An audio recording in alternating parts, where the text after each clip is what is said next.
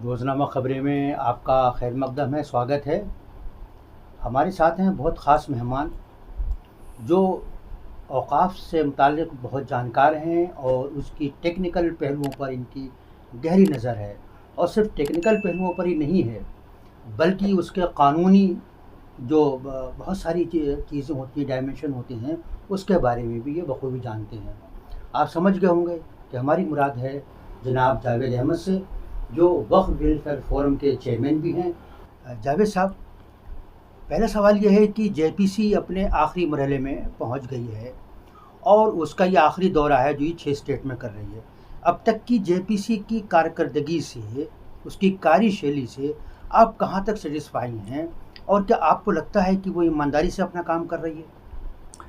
बिल्कुल वाज़ह सवाल है। और ये जेपीसी की जो कार्यशैली है, जेपीसी जिस पे अपने कारवां को आगे बढ़ा रही है, वो बहुत ही ग्रेजुअली और स्पीडी मैनर में काम कर रही है। और वो अब तक 123 स्टेक होल्डर से बात कर चुकी है, तमाम तंजीमों से बात कर चुकी है, स्टेट कमीशन से बात कर चुकी है और 8 वक्फ बोर्ड से बात कर चुकी के कारगुजारों से बात कर चुकी है।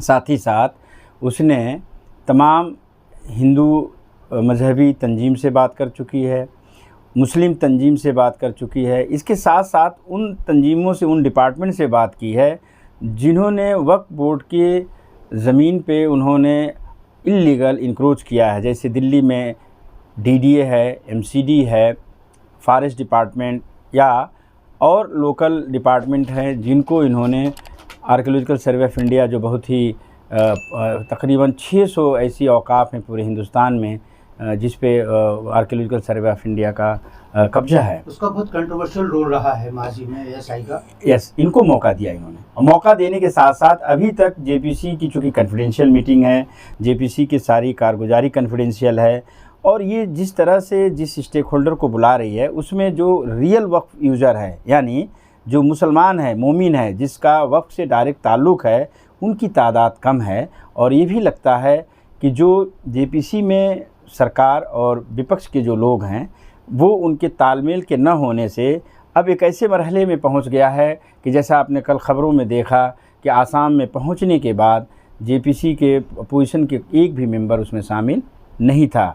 इस तरह के हालात में अब जहां उनका दौरा कल से परसों से शुरू हो रहा है, ये हिंदी बेल्ट होगा। 12 के वेस्ट बंगाल के बाद 13 में बिहार में, 14 में उत्तर प्रदेश में। बिहार, उत्तर प्रदेश और वेस्ट बंगाल हिंदुस्तान के जितने वफ़ की प्रॉपर्टी हैं, अमलाक हैं, उनका 60% जो नंबर है कवर करता है, एरिया कवर करता है। जाहिर सी बात है कि जेपीसी के लिए चुनौती भरा दौर तो है, ये दौरा है, लेकिन स्टेक होल्डर में किसको बुला रहे हैं आप?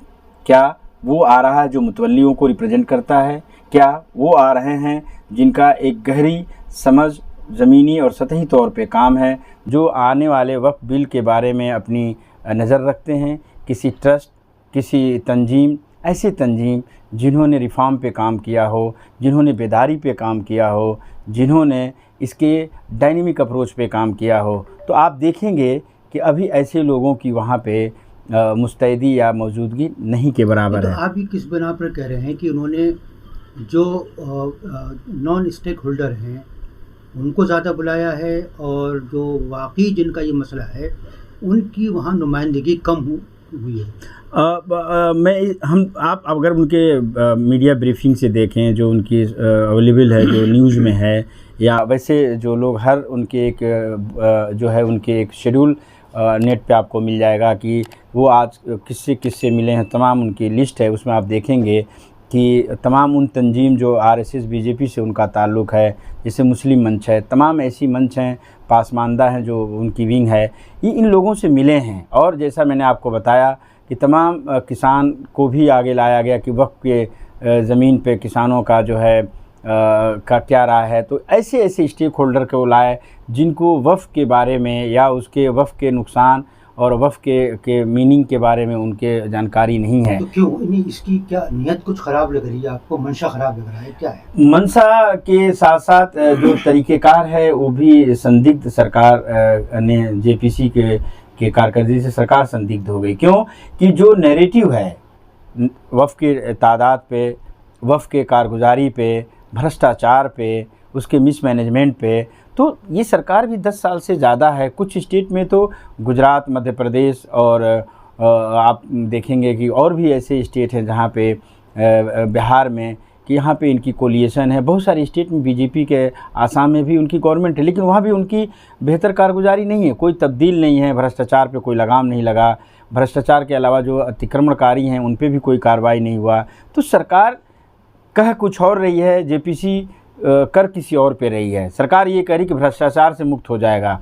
तो उत्तर प्रदेश में केस में देखेंगे कि जीरो टॉलरेंस पर काम होता है। तो फोरम की कुछ पैरवी से ही रिजल्ट तो आए।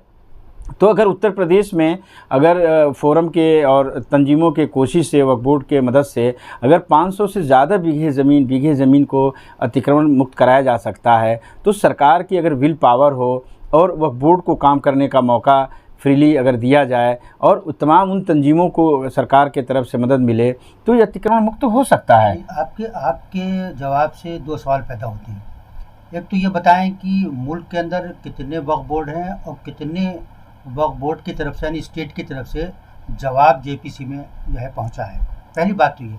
दूसरी बात ये है कि जो अपोजिशन का जो रवैया है, यानी बार बार वॉकआउट करना और किसी भी तरह की कोई कंस्ट्रक्टिव, कोई कॉन्क्रीट टाइप की चीज़ सामने नहीं आ पा रही है, क्या वजह है? देखिए टोटल 32 वक्फ बोर्ड हैं, जिसमें जो खुले तौर पे जो बिल के विरोध में जो लेटर आया है, वो पहला स्टेट तेलंगाना है, दूसरा कर्नाटका है, केरल है और जो है अब वेस्ट बंगाल ने भी उसमें ख़ास तौर से सरकार को ये लिखा है, जेपीसी को भी लिखा है कि हम आपके इस बिल के से मुत्तफिक नहीं, हम विरोध में हैं। आंध्रा है उसमें? आंध्रा ने नहीं दिया है लेटर और अभी बिहार ने भी नहीं दिया है। तो उसमें 32 में से सिर्फ 4 स्टेट ने दिया जाए। हाँ, लेकिन और तमाम वक्फ बोर्ड जैसे उत्तराखंड है और तमाम ऐसे वक्फ बोर्ड जहाँ पे एक झारखंड ने भी दिया है कि मैं इस बिल का विरोध करता हूँ, चूँकि हाल ही में वहाँ पे वक्फ बोर्ड वजूद में आई है। तो इसमें देखेंगे तो आम आदमी पार्टी भी सरे फहरिस्त है जिसमें उसने वक्फ बिल का विरोध नहीं किया है। ये काबिल गौर है कि उनके बहुत ही प्रखर और मुखर नेता संजय सिंह जो बिल का विरोध कर रहे हैं, लेकिन सरकार से, दिल्ली या पंजाब से उन्होंने इस बात का कोई भी लेटर या किसी तरह का मुखालफत का जेपीसी को और सरकार को नहीं दिया है। संजय सिंह तो बहुत बोल रहे हैं उसके खिलाफ। संजय सिंह की से ही सवाल होना चाहिए या आम आदमी पार्टी से सवाल होना चाहिए कि आपकी पार्टी पीछे क्यों? आखिर क्या बात है?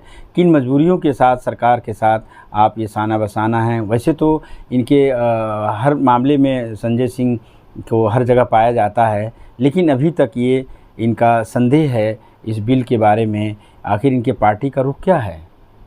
तो ये आप देखेंगे कि जेपीसी में उन तमाम स्टेक होल्डर, 123 स्टेक होल्डर ने अभी तक पूरे प्रोग्राम में हिस्सा लिया है, जिसमें आपका सवाल था कि कैसे कैसे लोगों ने लिया।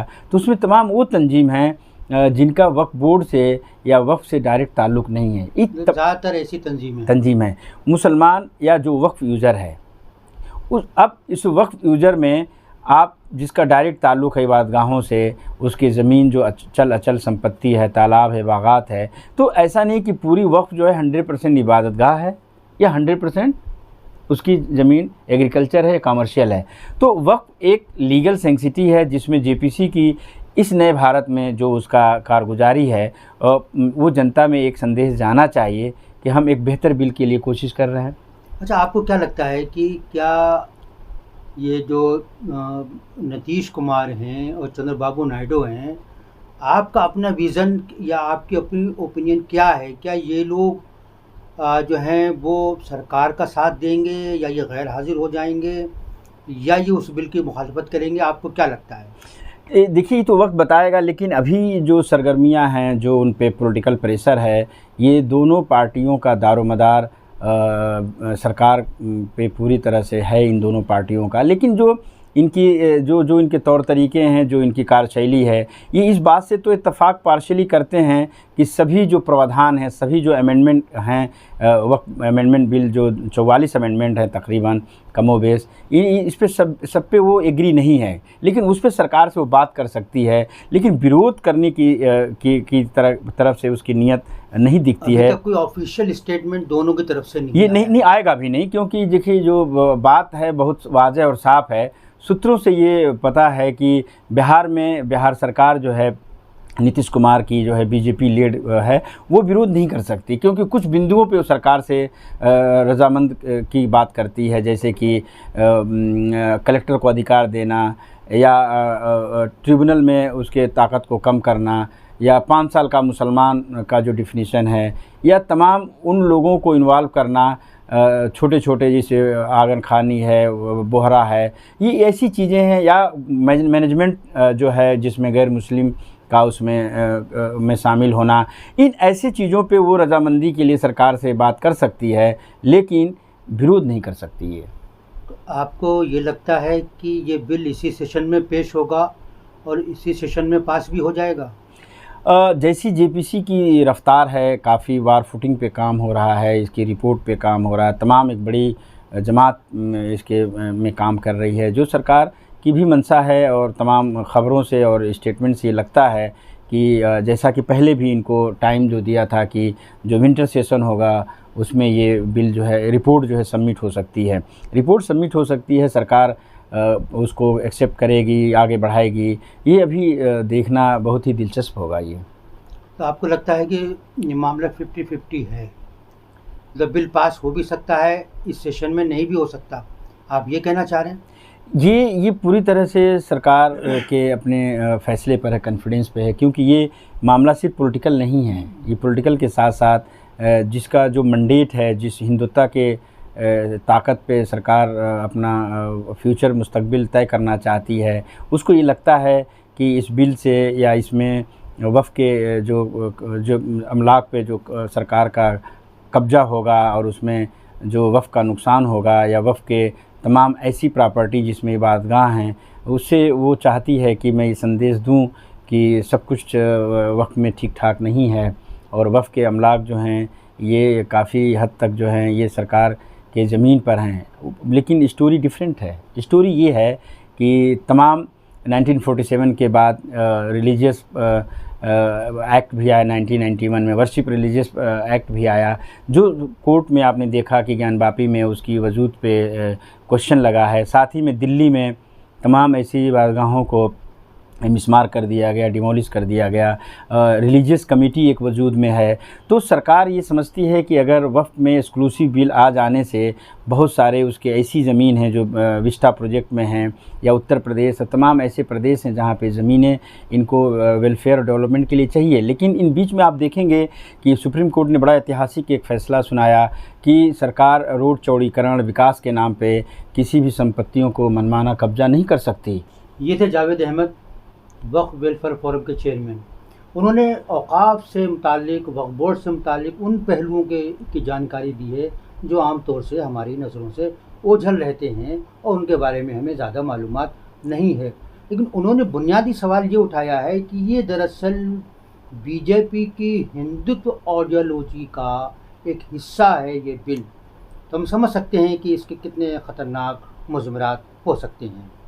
हमें उम्मीद है कि आपको ये आज की बातचीत ज़रूर पसंद आएगी और आगे भी हम इस सिलसिले में बातचीत करते रहेंगे। आज के लिए बस इतना ही। शुक्रिया।